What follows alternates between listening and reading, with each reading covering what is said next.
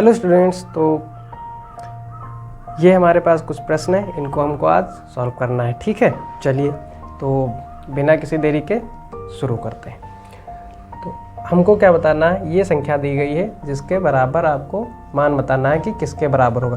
तो देखो, कभी भी अगर जो हमको गुणा करना हो 99 को या 9999 को, तो इसको हमेशा इसके पड़ोस वाली पूर्णांक संख्या को बदल देना है 1000 में। ठीक, तो देखो ये कितना है 999, तो इसको हम क्या लिख सकते हैं 1000 माइनस 1। ठीक, और ऊपर क्या रहेगा 98/99 और गुणे में 99, ये है ही। यहाँ पे एक गलती आपको बिल्कुल भी नहीं करनी है, ध्यान में रखना है, इस 99 को इस 99 से आप काट नहीं सकते हैं क्योंकि ये पूरी एक संख्या है। ठीक, तो वहाँ जल्दबाजी में ऐसा नहीं करेंगे कि 99 से 99 काट दें। अब इसको अगर जो हम गुणा करेंगे तो ये हो जाएगा 900 आगे 3 0 माइनस, इससे ही इसकी गुणा होनी है ना। तो पहले हम इसको गुणा कर लिए, अब माइनस यहाँ पे 99 लिख लेते हैं। ठीक, तो अब इसको हल कर लेते हैं, तो इसकी जो गुणा होनी थी वो आ जाएगी। उसमें हम क्या करेंगे 98 जोड़ देना है, पूरे के बटे में 99 और गुणे में 99। ठीक, इस 99 से ये 99 कट जाएगा और यहाँ पे अगर आप इसको देखें तो ये प्लस का 98, ये माइनस का 99, माइनस का 1 बचेगा। तो इसमें से क्या करें माइनस का 1 घटा दें। तो माइनस का जैसे ही 1 कम करेंगे तो यहाँ पे कितना आ जाएगा 9, यहाँ पे कितना आ जाएगा 9, यहाँ पे कितना 9, यहाँ पे 8 और यहाँ पे 9। ये हमारा हो जाएगा आंसर 98,999। देखते हैं इसमें से 98,999, ऑप्शन ए हमारा सही आंसर हो जाएगा। ठीक है, नेक्स्ट क्वेश्चन है। यहाँ पे इतनी बड़ी संख्या दी है और उसको सरल करके हमको आंसर बताना है। इस वीडियो में हम जितने भी क्वेश्चन डिस्कस करेंगे सारे प्रीवियस ईयर पेपर में पूछे गए हैं, तो आपको ध्यान से समझना है। और ऐसा नहीं है कि ये केवल एक ही क्वेश्चन है तो आपको ऐसा लग रहा हो, इस प्रकार से संख्याएं दी हुई होती हैं। ठीक है, तो आपको मेथड को ध्यान रखना है कि किस प्रकार से आपको सॉल्व करना है। और सबसे बड़ी बात है गणित को पढ़ने की, आप चाहे किसी से भी कोचिंग पढ़ लो, चाहे जितने वीडियो देख लो, जब तक आप सवाल अपने आप हल नहीं करेंगे पढ़ के, जीवन में कभी भी आप खुद से क्वेश्चन सॉल्व नहीं कर पाएंगे। क्योंकि जो कैलकुलेशन होती है वो दिमाग को करनी पड़ती है। तो जब भी आप दिमाग को ट्रेंड नहीं किए होंगे कैलकुलेशन करने के लिए, कोई ट्रिक कुछ भी कर लो, जरा सा भी अगर लैंग्वेज में भी फ़र्क आता है तो समझ लो ट्रिक व्रिक सब फेल हो जाती है। और एग्ज़ाम का प्रेशर ऐसा होता है कि आप कर नहीं पाओगे। तो उसके लिए आपको प्रैक्टिस खुद से ही करनी है। कोशिश करें कि जब भी आप मैथ पढ़ रहे हो, चाहे जिससे भी पढ़ रहे हो, मैथ अगर जो पढ़ रहे हैं तो कॉपी पेन लेकर के बैठे और क्वेश्चन कोशिश करें टीचर के या तो साथ साथ लगाते हुए चले, या फिर वीडियो पहले रोक के ले। अगर जो आपने थोड़ा बहुत तो पढ़ाई होगा, तैयारी कर रहे हैं, खुद से सॉल्व करने की कोशिश करें। जब ना हो तब वीडियो आगे देखें। ठीक है, पहले ही देख लेंगे तो आपको मेथड वो ऐसा लगेगा कि समझ में आ गया, लेकिन जब उस टाइप के प्रश्न करने बैठेंगे तो आप पढ़ेंगे नहीं उनको, क्योंकि आपको तो लगेगा मेथड तो आता ही है, लेकिन वो क्वेश्चन कहीं ना कहीं अटक जाते हैं। ठीक, तो उसको इस बात को ध्यान में रखेंगे। चलिए अब देखते हैं। देखो, हमने आपको जब फ्रैक्शन पढ़ाया था तो हमने बताया था कि इन सबको ब्रेक करके लिख सकते हैं। तो देखो 1 2 3 4 5 6 बार 999 आया है, तो इसको हम क्या कर सकते हैं गुणे में लिख सकते हैं। 6 गुणे 999, ये ऐड हो जाएगा प्लस। ठीक, इन सभी संख्याओं को आपको ऐड कर देना है। 1/7, 2/7, 3/7, 4/7, 5/7 और 6/7। तो यहाँ पे देखो सब में 7, हर में 7 ही है, तो यहाँ पे लिख लेंगे 7। ऊपर की सभी संख्याएं जोड़ लेते हैं, 2 1 3 3 6 6 4 10 6 5 11, तो टोटल 21 आ जाएगा यहाँ पे। ठीक, अब आपको इसकी गुणा करनी है और 7 के 21 3 जोड़ देना है।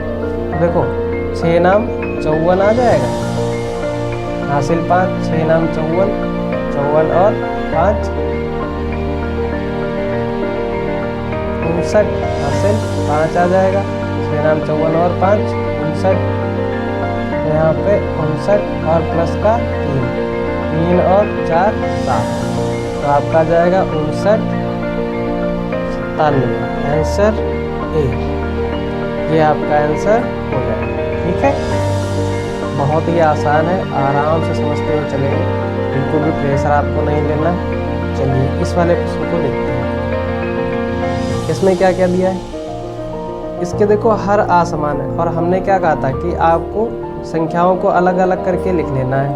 तो देखो एक यहाँ पे, एक यहाँ पे, एक यहाँ पे, इसको एक साइड में लिख लेते हैं। तो 1 - 1 + 1 लिख सकते हैं। क्यों लिख सकते हैं? क्योंकि फ्रैक्शंस मिश्रित भिन्न होते हैं तो उनको तोड़ के लिखा जा सकता है। जैसे अगर जो मैं कहूँ आपको 2 + 1 से 1/7 लिखना है, तो आप इसको क्या करेंगे, इसको करेंगे 1/7 + 1/7। इसको चाहो तो आप क्या लिख सकते हैं, 1/7/7 + 1/7, 7 से 7 कट गया तो 1 + 1/7 लिख सकते हैं। इसी प्रकार से इन सबको भी लिख सकते हैं। इन तीनों को अलग ब्रैकेट में हल कर लेना है। 1/7 - 1/13 + 3/26 बराबर में क्वेश्चन मार्क +1 + 19/182 ये लिख सकते हैं। आप अगर जो देखो तो ये प्लस का 1 माइनस का 1 और ये वाला इधर जाता तो ये भी माइनस का 1, तो ये भी कट गया। अब इसको हल करना है और इसको इधर भेज दो तो ये भी माइनस का हो जाएगा। तो हमारे पास संख्या क्या प्राप्त हो जाएगी, 1/7 - 1/13 + 3/26 - 19/182 बराबर क्वेश्चन मार्क। इसको हमको हल करना है और ये इसका आंसर आ जाएगा। ठीक है, अब देखिए इन तीनों में हम देखते हैं तो आप पाएंगे कि 182 जो है इन तीनों का लासा हो सकता है। ठीक, तो इन तीनों का लासा कितना है, 182। यहाँ पे इसको 7 से काट देंगे, यहाँ पे हम लोग गुणा कर रहे हैं हम सब में। ठीक, लासा लेते हैं तो मतलब यहाँ पे हम 182 का गुणा करेंगे, यहाँ पे भी और यहाँ पे भी। तो यहाँ पे अगर जो आप इसको काटेंगे तो 2 सत्ती 14, 7 से काट लिए तो 7 दूनी 14 और यहाँ पे कितना बचा 4, 7 छंग 42, 26 आ गया। माइनस है 13 एकम 13, यहाँ पे कितना बचा 13 चक्कू 52, 14 आ गया। प्लस यहाँ पे 26 है तो 6, तो यहाँ पे आ जाएगा 7 × 3, क्योंकि 3 यहाँ पे लिखा हुआ है ऑलरेडी। आपने अगर जो सरलीकरण आपने थोड़ा बहुत भी 6, 7, 8 तक पढ़ा होगा तो आपको ये आता होगा। अगर जो यहाँ पे ये आपको समझ में नहीं आया तो आप ये मान के चलिए यहाँ पे 182 का गुणा किया है और 26 से भाग कर दिया, तो जो संख्या बचेगी वो घटा लेंगे।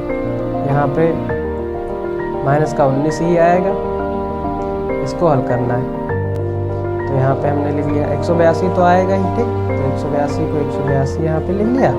फिर 7 3 21, 21 और 26 को जोड़ दिया, 21 और 26 को ऐड कर दिया तो 7 47 आ गया। 19 और इसको ऐड कर दिया, माइनस हो जाएगा तो 9 4 13 33 आ जाएगा। इसको जब घटाओगे तो यहाँ पे 4 आ जाएगा और यहाँ पे 14 आ जाएगा। ठीक, और अभी हमने देखा था यहाँ पे कितना आया था, 14 आया था, मतलब 7 बार में काट रहा था ये 26। तो यहाँ पे इसको भाग कर लेते हैं, 14 एकम 14, यहाँ पे कितना बचा 4, 14 3 42, 1/13। ये हो गया आपका आंसर सी का। ऐसे ही इन प्रश्नों को आपको सॉल्व करना है। थोड़ी सी ट्रिक और थोड़ी सी आपकी जितनी फास्ट कैलकुलेशन होगी उतना ही जल्दी आप प्रश्नों को हल कर पाएंगे।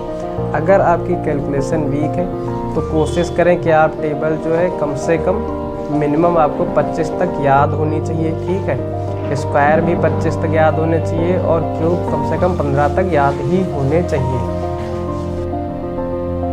हमारा फोर्थ क्वेश्चन है 5/5 प्लस 1/5 प्लस 1/5। इस प्रकार के प्रश्न आजकल एग्जाम्स में बहुत ज़्यादा पूछे जाते हैं, ठीक है। इनकी विभिन्न प्रकार की ट्रिक्स भी हैं, बट आपको इसका मेथड पता होना चाहिए कि इनको सॉल्व कैसे करते हैं। क्यों? क्योंकि ट्रिक वो तभी तक काम करती है जब ये संख्या 1 के बटे में हो। अगर जो यहाँ पे कोई संख्या आ गई फिर आपकी ट्रिक व्रिक कुछ नहीं काम करेगी, ठीक है। तो यहाँ पे मैं आपको ट्रिक वगैरह नहीं बताऊँगा, वो आप देख सकते हैं कहीं से भी। आपको यहाँ पे प्रॉपर मेथड बता रहा हूँ कि आपको इसको सॉल्व कैसे करना है। तो हमेशा नीचे की जो सबसे लास्ट की जो भिन्न दी हो उसको पहले हल करना होता है, ठीक। तो उसको जब हल करना है फिर उसके बाद में उसको उल्टा करते हुए चलना है। कैसे? जैसे इसको अगर जो हल करेंगे तो 5 बचे 25 और 1 ये 26, तो ये कितना हो जाएगा 1/26/5, ठीक। ये 5 ऊपर लिख देना है, ये 5 + 5 यहाँ पे ये 5/26 हो जाएगा और फिर इसकी गुणा करनी है और 5 को ऐड कर देना है। यहाँ पे 5 ऐसे ही रह जाएगा। 26 की जब 5 से गुणा करेंगे तो ये 130 हो जाएगा प्लस 5/26। ये वाला 26 ऊपर 5 से गुणा हो जाएगा तो ये भी 130 हो जाएगा और नीचे आपका ये दोनों जुड़ जाएंगे तो 135 आ जाएगा, ठीक। अगर जो इसको हल नहीं किया होगा तो ऐसे ही आंसर आएगा, अगर जो हल किया जाएगा तो ये संख्याएं कम हो जाएंगी। देखते हैं हमारा 130/135, 130/135, ये भी हमारा आंसर हो जाएगा। इसी प्रकार का ये भी प्रश्न है। इसको भी क्या करना है, लास्ट की जो संख्या दी हुई है उसको हल करना है।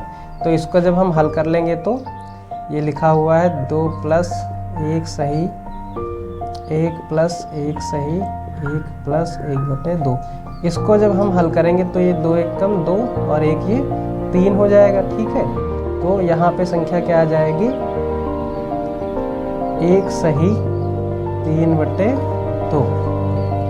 ये 2 आपको ऊपर भेज देना है, मतलब ये 2 उल्टा हो जाएगा तो यहाँ आ जाएगा और ये नीचे 3 रह जाएगा केवल, ठीक। 3 की गुणा यहाँ से करनी है और इसको जोड़ देना है। 3 ऊपर पहुँच जाएगा, 3 और नीचे 5, 5 दूनी 10, 3 13। तो यहाँ पे आपका आंसर आ जाएगा 13/5, आंसर बी। इस प्रकार से इन प्रश्नों को हल करना है। देखने पे क्वेश्चन बहुत बड़े लग सकते हैं बट होते नहीं हैं। और सबसे ज़्यादा दिक्कत आती है इस टाइप के प्रश्नों में कि इनमें से कौन सी भिन्न जो 3/4 से बड़ी है परंतु 5/6 से छोटी।